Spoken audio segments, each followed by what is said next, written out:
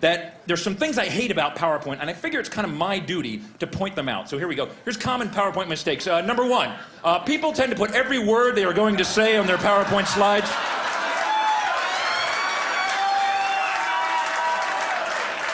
Although this eliminates the need to memorize your talk, ultimately this makes your slides crowded, wordy, and boring. You will lose your audience's attention before you even reach the bottom of your first slide.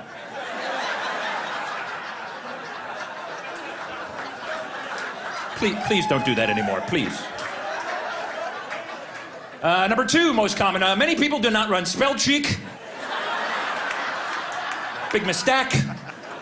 Nothing makes you look stupider than spelling errors.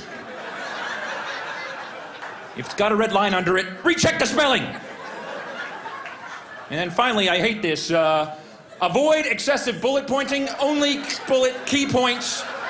Too many bullet points, and your key messages will not stand out. In fact, the term bullet point comes from people firing guns at annoying presenters.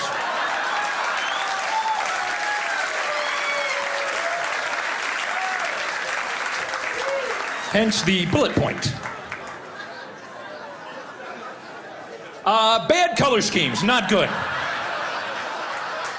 Clashing background and font colors can lead to distraction, confusion, headache, nausea, vomiting, and loss of bladder control.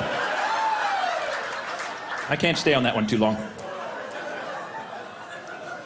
Here's something I've noticed. The number of PowerPoint slides you have in your talk, the less useful your talk actually is. Unfortunately, my presentation is right there.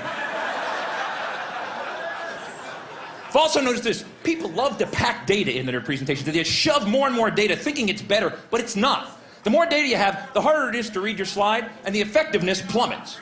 Now you can improve the effectiveness by adding some shading and some 3D effects, and then some second order and third order effects, and then, I know, let's add some labels. That'll help a lot.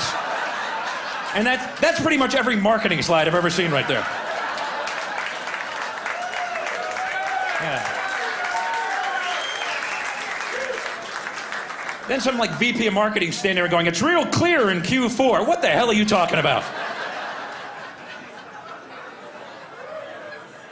Now, I'm into in animation. People become animators in PowerPoint. You can have things flying all over the place, and that can be good.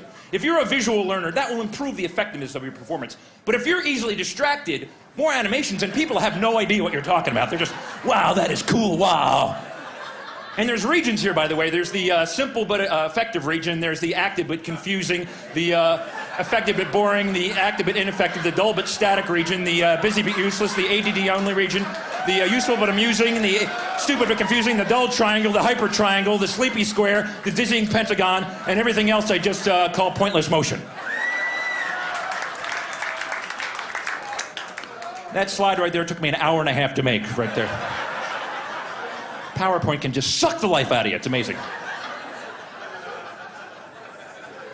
I've also come up with this. It's a kind of a little science I've invented called font analysis. Basically, the font you choose says something about who you are as a person. There's a huge list of fonts, and you choose one, and that says something about you. So be careful the font you choose.